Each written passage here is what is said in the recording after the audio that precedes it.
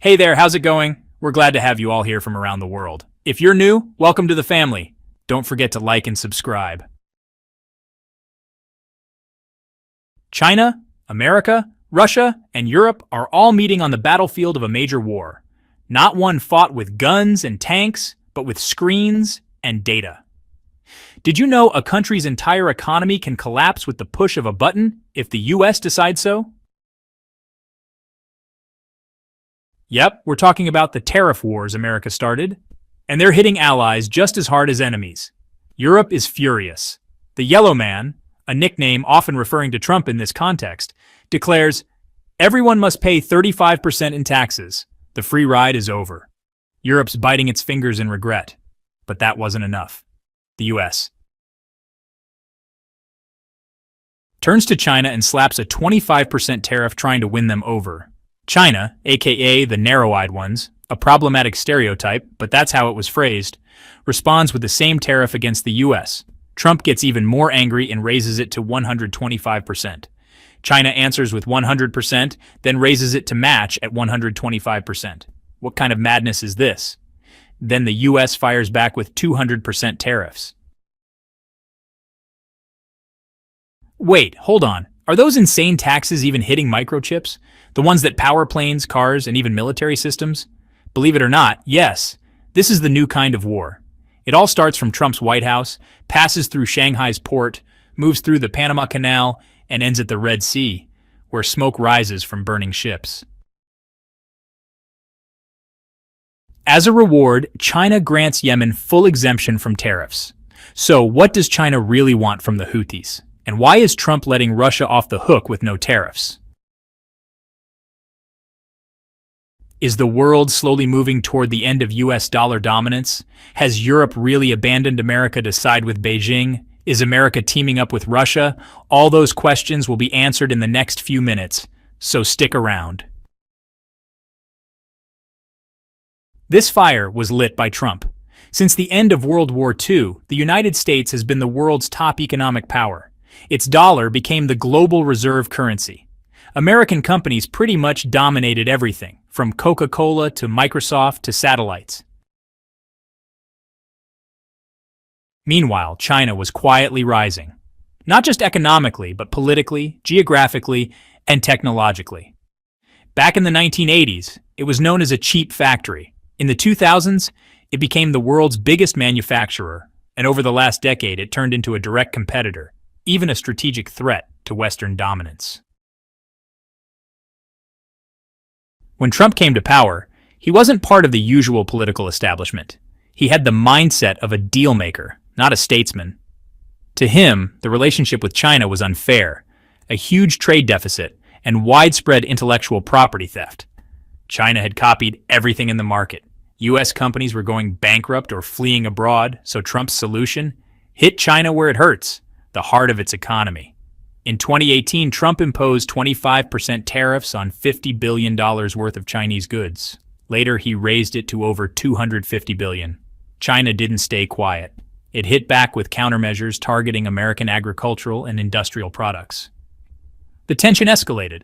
The US even banned Huawei. China retaliated by tightening control over American companies in its territory, cutting their workforce, and forcing some factories to relocate to India for cheaper labor. But the deeper question wasn't just about trade, it was about global leadership. Turns out Trump wasn't just looking for a trade deal. He wanted to contain the Asian giant before it expanded further, even if that meant teaming up with his so-called enemy, Putin. At the start of the 21st century, no one imagined that an 80-kilometer waterway could hold the key to global dominance, the Panama Canal, which links the Atlantic and Pacific Oceans, cutting thousands of miles off sea travel and making tiny Panama a major strategic player. But the canal isn't just a shipping lane, it's America's economic artery. 40% of U.S. maritime trade flows through it, worth hundreds of billions of dollars a year. It also gives America military and logistic advantages between the oceans. But for 2 decades, China has been playing smart in Latin America, pumping in massive investments, building ports, signing trade deals, and developing infrastructure. Panama was a prime target. In 2017, Panama cut ties with Taiwan, the little island responsible for your smartphone and this video you're watching. Taiwan is a U.S. ally and the global chip hub. In response, China grabbed hold of America's economic lifeline, Panama. China and Panama established full diplomatic relations. Chinese investments doubled. Now Chinese companies completely manage Panama's ports. That's when alarms started ringing in Washington. They know full well that even indirect Chinese control of the canal puts their maritime power and global trade at risk. That's where things got dangerous. Could this economic war actually turn into a military one? The United States Navy began increasing its presence in the region. Congress called for the expulsion of Chinese companies. People started talking about the militarization of trade to protect American interests. If a clash breaks out, the first United States-China confrontation might happen in the Western Hemisphere. And don't forget, in that case, Russia would have to get involved. China, a political, military, and strategic rival to the United States. So why did Trump spare them? Want the official answer? The tariffs were aimed at countries with big trade deficits with the United States, and Russia wasn't one of them. But the truth seems to be something else. Trump saw China as the real threat. Getting into a direct clash with Russia would have just pushed it closer to Beijing. So he went with the classic divide and conquer strategy, just like he did with some Arab countries. That included secret understandings with Putin and building a strong personal relationship, even making friendly statements about him, even during moments of major global tension. Behind the scenes, both Russia and China shared a hatred for Western sanctions, but their long-term goals were different. China may have already started making moves in Europe to isolate it from the United States. When we talk about Russia and China, we're looking at an unusual alliance between two global powers. They share some strategic interests, sure, but their history is long and complicated. In fact, they had bitter conflicts at different points during the 20th century. But after the Cold War, as the global balance of power shifted, they began to strengthen their alliance. The big question is, can this partnership last? In recent years, ties between Moscow and Beijing have grown fast, economically, commercially, and even militarily.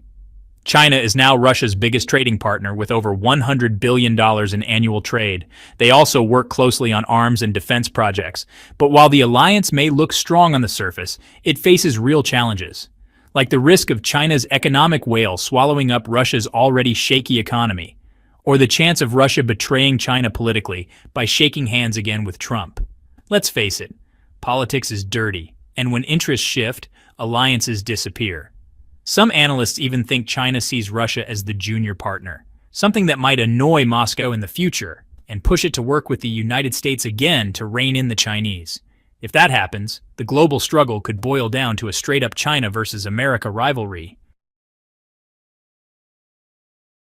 Despite the fact that the US dollar still dominates the global financial system and is used in most international deals, China's been trying to challenge that dominance. Since 2009, they've been openly talking about ditching the dollar and moving toward a multi-currency global system, similar to what Russia did during the height of the Ukraine war. That's where BRICS comes in. China has been pushing the idea of using the yuan as a major currency for global transactions, just like Russia did when it demanded gas payments in rubles. China picked up where Russia left off, calling on global institutions to use the yuan instead of the dollar in certain cases. The U.S., being the world's top economy, relies heavily on the dollar to finance trade deficits and economic expansion. But if China actually manages to kick the dollar off its throne, it could trigger a global economic crisis, potentially driving up the yuan's value and dragging the dollar down. The Houthis control a key global lifeline. When the war in Yemen started, no one expected the Houthis to become such a big regional player. But what's happened over the last few years has gone way beyond expectations. From launching missiles at the UAE and Saudi Arabia during their previous war, to flying long-range drones, to even using hypersonic missiles, the Houthis have seriously disrupted one of the most vital economic arteries in the world, Bab al-Mandeb, a narrow strait that affects nearly 20% of global trade. But as the saying goes, one man's crisis is another man's gain, and the winner here is China. But here's the weird part. Despite all the Houthi threats to shipping, not a single Chinese ship has been targeted. Leaked reports suggest there's a quiet understanding between China and the Houthis. Don't sail Chinese ships to Tel Aviv, and we won't touch your vessels. In return, China avoids cooperation with Israel in the Red Sea, and alongside Russia, uses its UN veto power to protect the Houthis when necessary. And that's exactly what's happened. Washington is losing Europe. Since World War II, Europe has pretty much been in America's orbit. But lately, doubts have started creeping in. Trump's aggressive rhetoric against the EU, pulling out of major agreements, and slapping tariffs on European steel and aluminum, all of it made America's allies furious. They started asking themselves, is the US still a trustworthy partner? China didn't waste any time.